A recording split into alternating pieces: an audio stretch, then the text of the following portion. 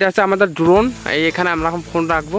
আর এটা বাস আমরা রাখছি। এখন দেখি আমাদের ফুটেজ কেমন আসে। আমি লাগাচ্ছি, বাবা গো প্রথমবারে মিস। এবার একটু হালা।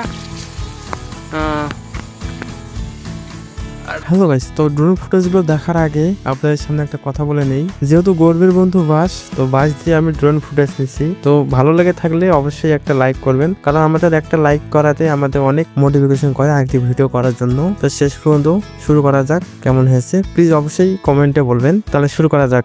রেডি 1 2 3